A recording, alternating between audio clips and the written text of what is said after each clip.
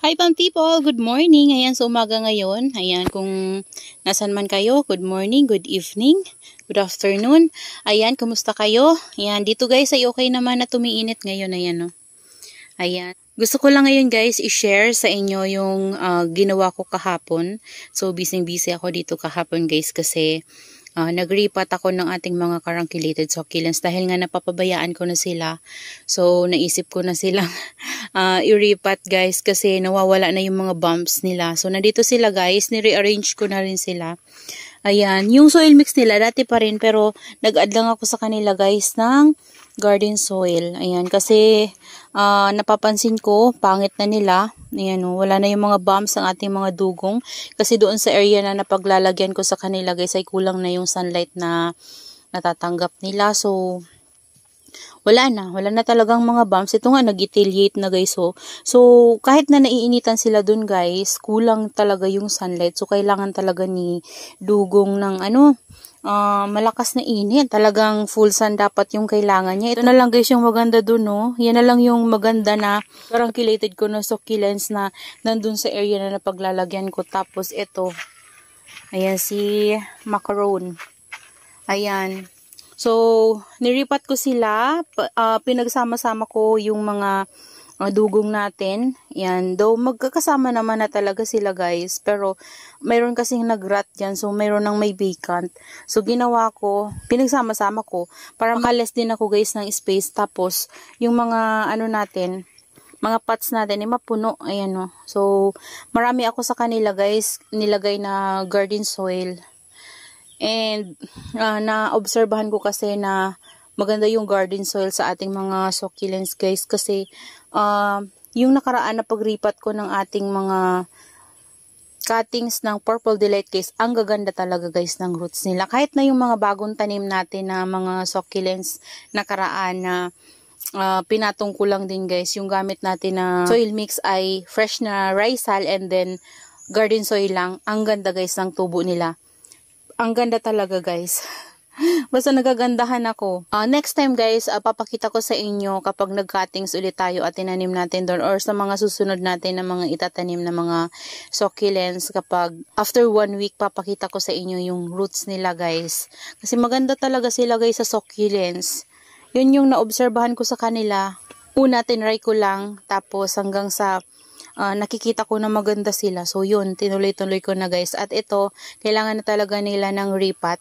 And naisip ko na garden soil lang yung ihalo ko sa kanila guys. And para din guys, hindi na ako panay-dilig sa kanila.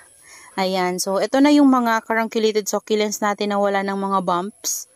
Ayan, yung iba guys, lumiit na kasi tumangkad na talaga sila. Kung naaalala nyo guys, nung nabili natin yan, ang ganda nila talaga.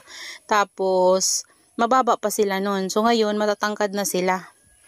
Pero, gaganda din to guys kapag lumabas na ulit yung mga bumps sila. So, dito na area, may initan sila. Kaya naman, gaganda yan sila guys. Ito yung, yung nabili natin kay Succulent Amore. Tinabi ko na dito sa galing kay Mamigs na kan-kan. Alam ko si kan-kan yan. Ayan. Pinagtabi-tabi ko na sila dyan sa big pot na yan para makalis ako ng space. Ayan. Yung dito yan guys. So, ayan. Kinuha ko. So, pwede ko pang magamit yung pot na yan sa iba natin na mga succulents. Yan. Dito banda guys. Kinuha ko dyan yung heart natin na string of heart. Ayan. Tapos yung inayos ko dyan na cactus sa labas, yung arrangement natin guys ay nilipat ko na rin dito sa loob kasi baka guys ma-overwater. Sayang naman yung ating cactus. Ayan, ito, dito ko muna guys nilagay oh. Ayan, dalawa sila, yung variegated and non-variegated. Tapos nilagay ko lang sa gitna si banana. Tapos dito guys, oh, pa dito, magulo pa dito. Ayan, hindi ko pa to naaayos. Ayan oh, dami pang kaya ingat-ingat sa pagdaan kasi pwede silang matumba. Ayan, magulo pa dito guys. Ayan. Dito, ang ginawa ko yung mga maliliit natin na pots. Yung mga yan guys, galing yan sa labas eh. Yung mga sa arrangement natin. Ito parang nag-inart ito nung pinasok ko dito tuloy sa loob guys. Oh. Nung nasa labas siya, okay na okay siya. Ang ganda niya. Naka-rain or shine. Nandun to guys sa arrangement natin. Parang si Blue Surprise yan. Yan, tapos yun, si Rondo ata yun. Yan, nasa, ano yan guys, nasa arrangement. Ito din, si TP. Nasa arrangement yan. So, maganda sila na nasa labas. So, gusto pala nila yung rain or shine. Kaso lang, tinanggal ko sila doon guys kasi pinalitan ko nga ng mga cactus. Yan, yung nandyan naman guys na nilagay ko, ito na siya. Nilipat ko dyan, oh. Ayan, ito garden soil to guys, diba? Ayan, oh, tingnan nyo guys. Garden soil yung gamit natin dyan. Ayan, oh, tingnan nyo yung roots niya. Diba ang ganda? Ganda niya. Ito din, oh. Yan, pakita ko sa inyo. Maganda talaga siya. Oh, tingnan nyo. Ganda ng roots ng ating mga succulents. Nung ginamit ko sa kanila guys ay fresh na rice hull and then garden soil. Though, nakaraan guys, kahit na rice hull lang yung gamit natin, fresh, tapos yung bulok, ayan, tapos minsan kapag meron tayong vermicast or coco peat, nag-a-add ako guys. Maganda din sila guys, pero pansin ko ito, simple lang to na potting mix, pero ang ganda ng ano nila guys, tubo nila. Yan. And after natin sila guys maitanim, after 7 days ano na ako sa kanila guys. Nagdidilig na talaga ako sa kanila ng madami-dami kasi marami na silang roots. Ayan. And after naman kasi natin guys silang maitanim, nag-spray naman din ako sa kanila guys. Pero tama lang yung guys para magkaroon lang sila ng moisture. And then malinisan din yung kanilang rosette. Pero nakakatulong din yun sa kanila guys para magkaroon sila ng maraming roots. Ayan, yun yung naobserbahan ko dito sa akin guys dito sa area ko. Hindi ko lang alam kung mag-work sa inyo yung gano'n na ginagawa ko dito sa aking garden. Pero sa akin talaga guys, gano'n yung ginagawa ko. Nag-work sila, maganda sila sa akin.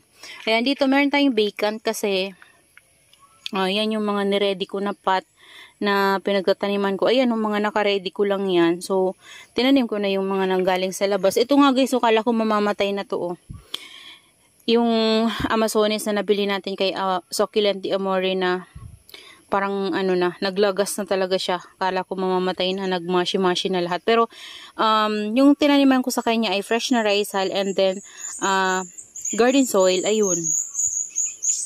Buhay na siya guys at hindi siya nag-dehydrate. Yan. Nisprayan ko yan sila. Tapos dito guys, ayan o, ito na yung ginawa ko sa kanila. Ito, pinata natin yan na red line. So, sineparate pot ko na sila pati yung mga nabuhay ko sa flower stock. Ayan, ito meron ako dito. Yung narat ko na dugong. Ayan, dito ko muna siya guys. Ayan, so, yan yung ating flapjack. Meron ng mga baby. Ayan, lumalaki na guys. Pero usog. Kaso nagkakaroon siya ng dark spot. Pero nadiligan ko na to guys ng ng tango. Ayan. Nandito yung iba natin ng mga succulents. Ayan. Doon ko na guys nilagay yung prosperity pot natin. Ayan. Pinagsisiksik ko na dyan guys yung iba kasi wala na ako mapaglagyan. Ayan. Yan sila. Ito si Valentine. Bihira ko yan guys diligin kasi lagi nagmamash yung leaves niya. Ayan. Ito na yung arrangement natin guys. Ng mga cactus. Ito na rin yung ating Purple Delight.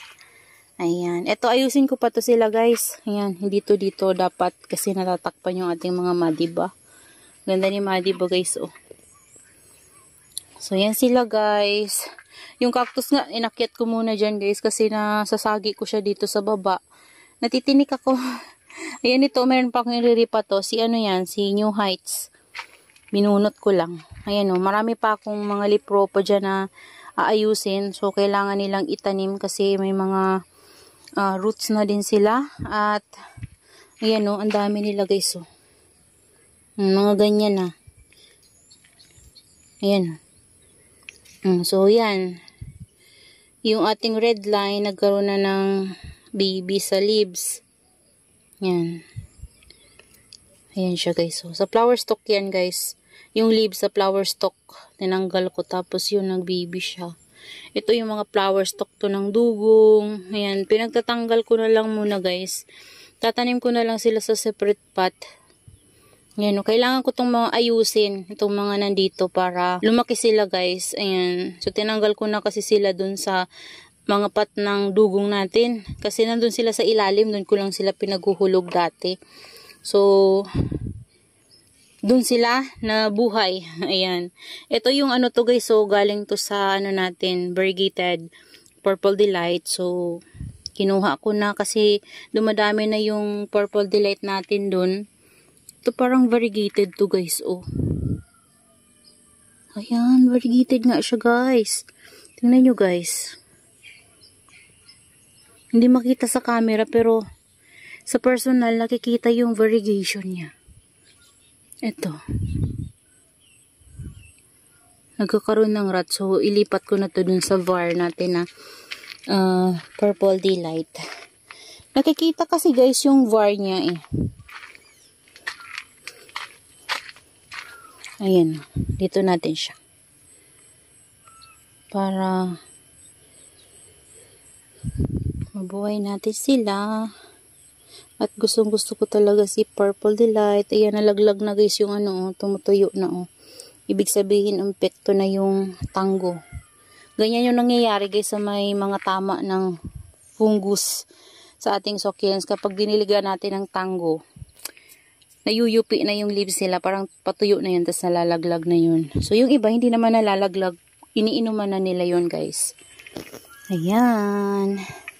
So, yun na lang muna guys yung maishishare ko sa inyo. Ayan, yung dito marami pa tayong kalat at dapat ayusin. At itatanim, saka na guys, unti-untiin ko lang kasi mainit na naman. So, maaga pa ako dito sa garden. Tumingin-tingin tapos nagre-rearrange din. Kasi hindi ko natapos kagabi. So, marami pa akong itatanim dyan at aayusin. So, next time, papakita ko ulit sa inyo guys yung kabuuan ng nagawa natin dito sa garden. So, sa ngayon, yan na lang muna guys. So, that's all for today's video. And I hope you enjoy watching. And see you on my next vlog. Happy gardening everyone. Bye-bye!